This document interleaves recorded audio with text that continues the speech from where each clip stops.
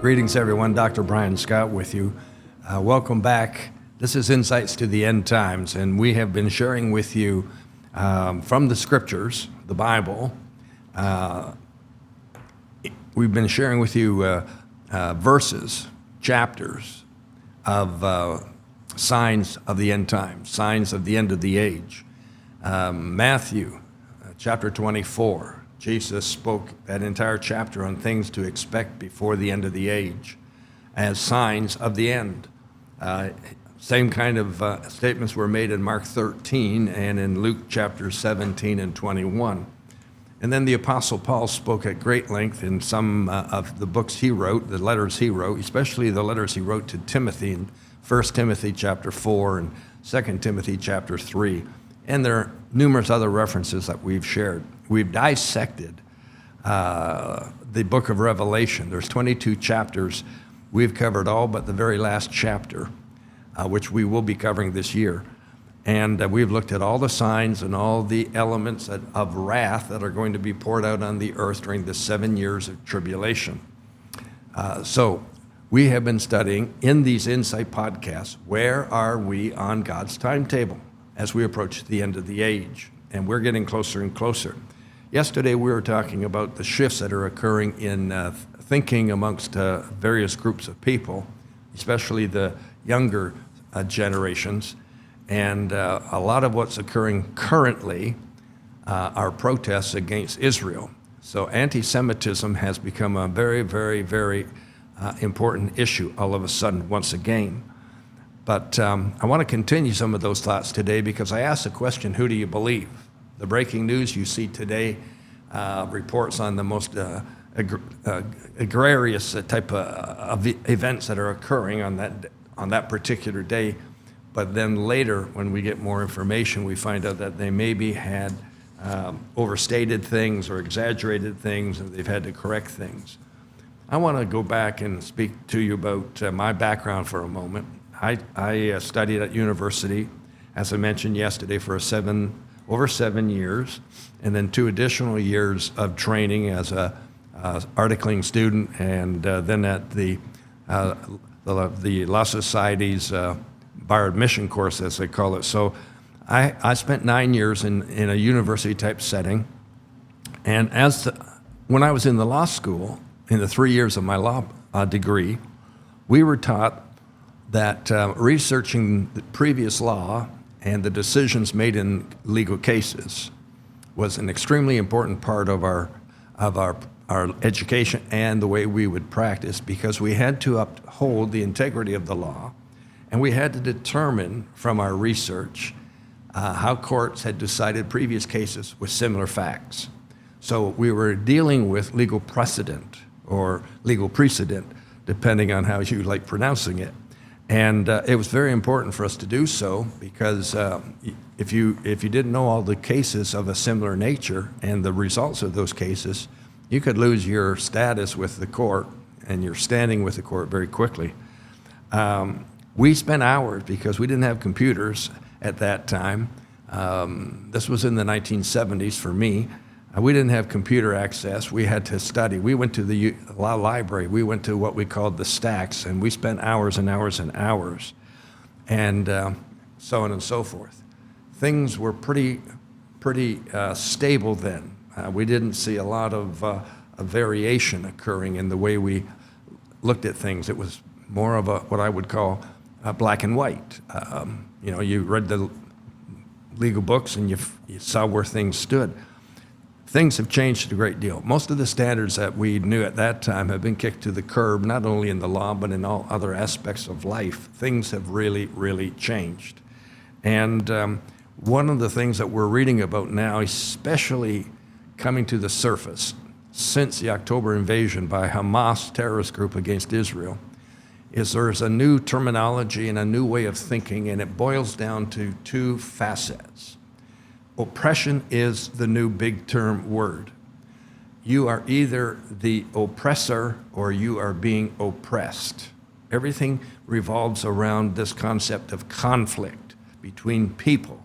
So it doesn't matter whether we're talking about a war, an attack, Who's the oppressor in this Hamas invasion of Israel? Who's the oppressor in the retaliation taken by Israel against the Hamas group in Gaza Strip?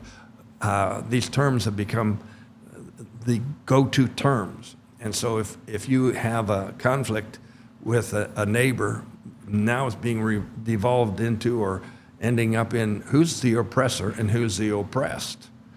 And man, I'm telling you, this is restructuring life, really is. Now, Paul, as I said earlier, he wrote a lot of the books in the New Testament. I forget how many actually he wrote, something like 13 letters to various churches, including the book of Romans and then, Corinthian church, 2 books there, 2 books to the pastor Timothy. He wrote, Galatians, Ephesians, Colossians, Philippians, and so on and so forth. And Paul said, you're going to have perilous times in these last days, 2 Timothy chapter 3, verse 1. He said, things are really going to change. And you know what we're seeing is that perilous conditions are occurring because people, they don't think like they used to. They don't act like they used to. They don't behave like they used to. And they don't believe like they used to. Things have drastically changed. When I go back to my law school days, here's the deal. The legal books, hundreds and hundreds and hundreds of legal text and decisions. They called them here in Ontario reports. It was straightforward. This is how the court decided. This is the way it is. This is what you better be aware of. Now that doesn't seem to matter. Here's the deal. I said it, therefore it's true. You better agree with me. Because I said it. Well, what do you know about it? It doesn't matter what I know about it. I just said it. That's my opinion. My opinion is right. You have to agree with me. There's no room for debate. That's the situation we're dealing with. When I was in school, as elementary school, the biggest sin that I recall was chewing gum. It was almost worthy of a detention or a suspension, but certainly you didn't want to chew gum in school. Now, wait a minute. Do you know what kids are dealing with in school now in these elementary grades? What bathroom do I use? Today, am I a boy or am I a girl? My teacher tells me that I have to choose.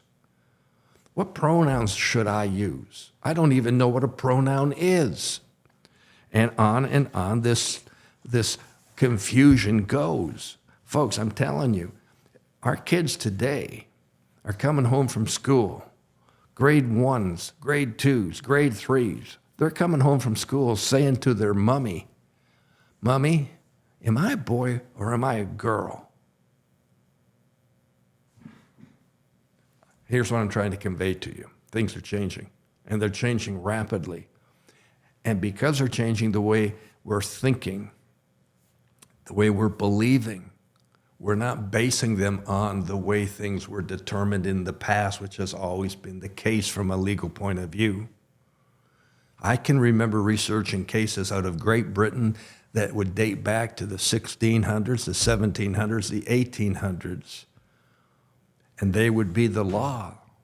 And you better make sure your client lines up with that picture. I had one case I remember distinctly. It was an insurance claim, a commercial insurance claim. I initiated the action on behalf of my client. I was suing the insurance company. They refused to cover the claim. The people, they lost product from their store. I was all set to go to the first stage of proceedings called discoveries. And I lost. Another lawyer called me and said, "Did you see the change that occurred in the law in London, England this past month? They ruled that that clause in the agreement excludes your ability to sue. You better get out of that lawsuit. You're going to be in trouble." See, it was important for us to follow rules. Rules are all over the map today. We're going to share more on this tomorrow. Don't miss it. See you then.